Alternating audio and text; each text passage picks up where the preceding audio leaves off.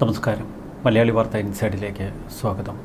ഇനി ജനം അനുഭവിച്ചു, അതാണ് ഹൈക്കമാൻഡിൻ്റെ ഒരു നീക്കം. ഹൈക്കമാൻഡ് പ്രതിനിധികളുമായി ഉച്ചതിരിഞ്ഞ് കേരളത്തിലേക്ക് ചാർട്ടേഡ് വിമാനം പുറപ്പെടുമെന്നായിരുന്നു രാവിലെ നമ്മൾ കേട്ടത്. എന്നാൽ വിമാനത്തിന് ചില തകരാറുകൾ. മറ്റൊരു വിമാനത്തിനായി അവർ രാവിലെ പരതൽ തുടങ്ങി. തിരുവനന്തപുരത്തേക്കുള്ള യാത്രാ വിമാനം രാത്രിയിലെ തിരുവനന്തപുരത്തെത്തു. അപ്പോൾ പിന്നെ ചാർട്ടേഡ് വിമാനമില്ലാതെ എങ്ങനെ നിയമസഭാ കക്ഷി യോഗം തീരുന്നതിന് മുൻപ് തിരുവനന്തപുരത്തെത്തും? വിമാനം മാത്രമല്ല പ്രശ്നം, നിയമസഭാ കക്ഷി യോഗം നടക്കുമ്പോൾ ഒരു പാഴ്സൽ അവിടെ എത്തിക്കണം, ഒരു കവർ. ആ കവറിനുള്ളിലാണ് മുഖ്യമന്ത്രി ആര് എന്ന പേര്. കോൺഗ്രസിന്റെ ഈ വിചിത്ര ആചാരങ്ങൾ കണ്ട് അമ്പരന്ന് നിൽക്കുകയാണ് കേരളത്തിലെ ജനങ്ങൾ. ജനങ്ങൾ എന്തു പിഴച്ചുവെന്നാണ് അവർ ചോദിക്കുന്നത്. 102 സീറ്റുകൾ കൊടുത്ത് ആ മുടിഞ്ഞ പിണറായി ഭരണത്തിന് ഞങ്ങൾ അന്ത്യം കുറിച്ചു. എന്നിട്ടിപ്പോൾ കോൺഗ്രസ് തബ്ബിലടിക്കുന്നു. മറ്റു ചില നാടകങ്ങളും ജനങ്ങളുടെ ക്ഷമ കെടുത്തുകയാണ്.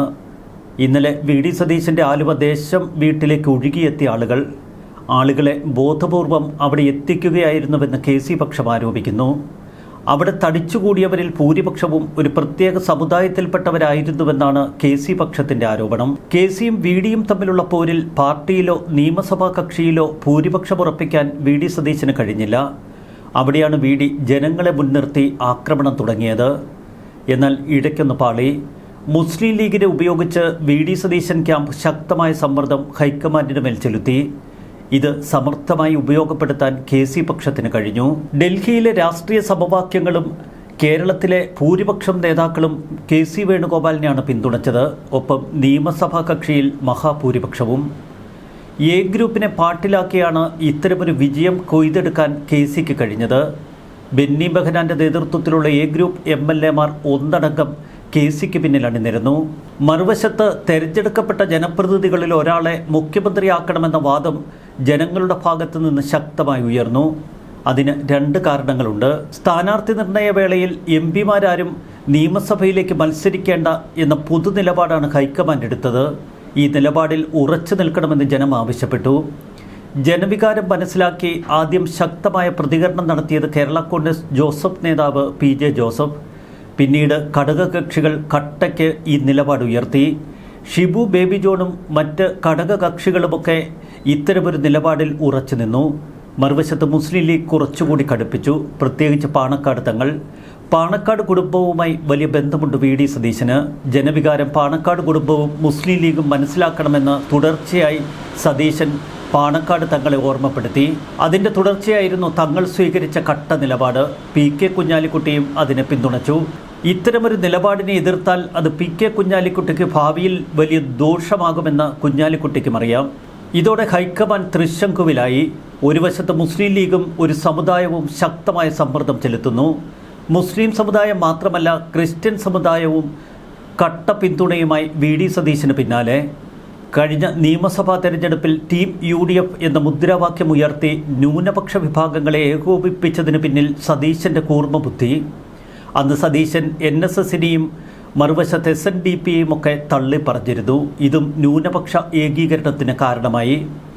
അതേ സതീശൻ പിന്നീട് മുഖ്യമന്ത്രി തെരഞ്ഞെടുപ്പ് വേളയിൽ പിന്തള്ളുന്നത് ലീഗിനെയും കേരള കോൺഗ്രസ് ജോസഫ് വിഭാഗത്തെയും ഒക്കെ വേദനിപ്പിച്ചു. അതാണ് ഇത്തരമൊരു കട്ട നിലപാട് സ്വീകരിക്കാനുള്ള കാരണം. മറുവശത്ത് കെ.സി. വിഭാഗം ഇതൊരു രാഷ്ട്രീയ ആയുധമാക്കി. ന്യൂനപക്ഷ വിഭാഗങ്ങളുടെ തടവറയിലാണ് സതീശൻ എന്ന വ്യാപക പ്രചാരണം അവർ നടത്തി. ജനങ്ങൾക്കിടയിൽ വലിയ പിന്തുണയാണ് സതീശന് ആർജിക്കാൻ കഴിഞ്ഞത്. നിയമസഭാ കക്ഷിയിൽ ഭൂരിപക്ഷം ഉറപ്പിച്ച് കെ.സി. മറുവശത്ത് കട്ടയ്ക്ക് നിന്നു. ഇതിനിടയിൽ സീനിയോറിറ്റിയും പക്വതയും കൃത്യതയോടെ കേരളത്തിന് മുന്നിൽ പ്രകടിപ്പിച്ച രമേശ് ചെന്നിത്തല ഇവിടെ വ്യത്യസ്തനായി. അണികളെ അദ്ദേഹം തെരുവിലേക്ക് ഇറക്കിവിട്ടില്ല. പോസ്റ്റർ ഫ്ലെക്സ് യുദ്ധത്തിന് അദ്ദേഹം മുതിർന്നില്ല. സമൂഹ മാധ്യമങ്ങളിൽ രമേശ് ചെന്നിത്തല പോർവിളി ഉയർത്താൻ സൈബർ ഗുണ്ടകളെ പറഞ്ഞയച്ചില്ല. ഇത് ഹൈക്കമാൻഡ് പ്രത്യേകം ശ്രദ്ധിച്ചു. A.K. ആന്റണി അടക്കമുള്ള മുതിർന്ന നേതാക്കൾ രമേശ് ചെന്നിത്തലയുടെ പക്വതയും സീനിയോറിറ്റിയും ചൂണ്ടിക്കാട്ടാൻ ഇത്തരം പെരുമാറ്റങ്ങൾ ഇടവരുത്തി. ഇതോടെയാണ് സൂപ്പർ ടിസ്റ്റുകൾക്ക് ഡൽഹി സാക്ഷ്യം വഹിച്ചത്.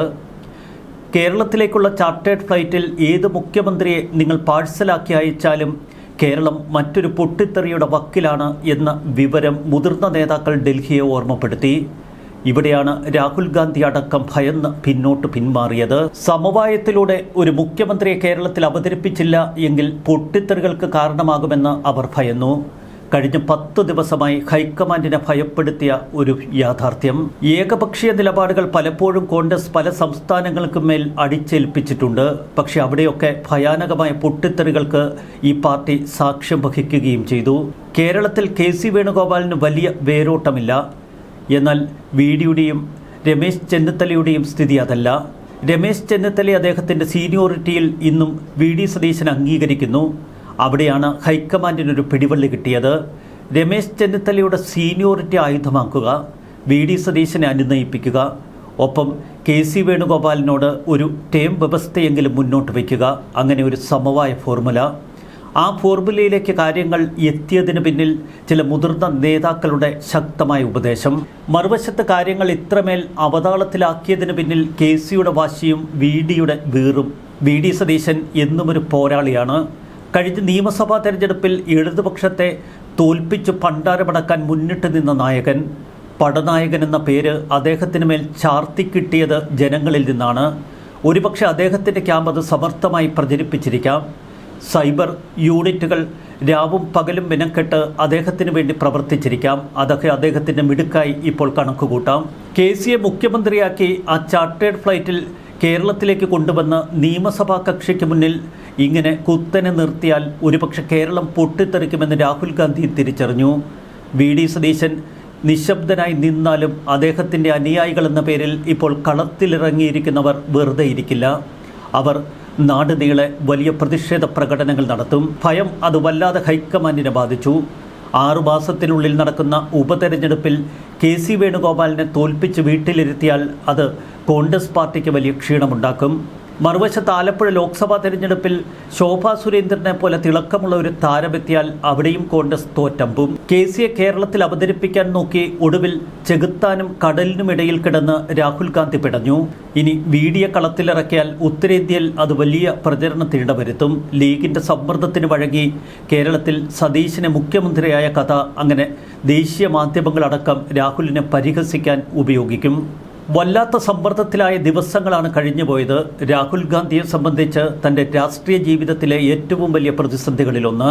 തൻ്റെ സന്തത സഹചാരിയും ഏറ്റവും അടുത്ത വിശ്വസ്തനുമായ കെ.സിയെ കേരളത്തിൻ്റെ മുഖ്യമന്ത്രിയാക്കുമെന്ന് നേരത്തെ രാഹുൽ ഗാന്ധി കെ.സിക്ക് ഒരു വാക്ക് കൊടുത്തിരുന്നു. വാക്ക് പാലിക്കാൻ കഴിയാതെ വന്ന രാഹുൽ അടിമുടി വിരണ്ടു.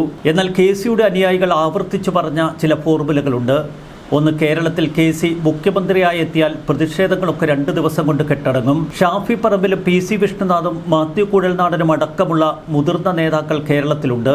അവരുടെ ജനകീയ മുഖം ഉപയോഗിച്ച് കെ.സി വേണുഗോപാലിന് പെട്ടെന്ന് തന്നെ ഒരു രാഷ്ട്രീയ പ്രതിച്ഛായ ഒരുക്കിയെടുക്കാം. എന്നാൽ ഇത്തരമൊരു അഹങ്കാരം കേരളത്തിൽ വിലപ്പോയില്ല. സംശയമുള്ളവർക്ക് കെ.സി വേണുഗോപാലിൻ്റെ സമൂഹ മാധ്യമ പേജുകളിൽ ഒന്ന് കണ്ണോടിക്കാം.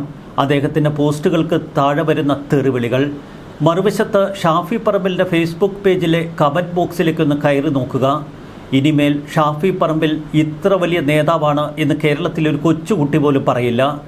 സമാനമാണ് മാത്യു കുഴൽനാടൻ അടക്കം നേരിട്ട പ്രതിസന്ധി. മറുവശത്ത് ബെന്നി ബെഹനാനെ സ്വന്തം മണ്ഡലത്തിലിട്ട് പ്രവർത്തകർ തടയുന്നു.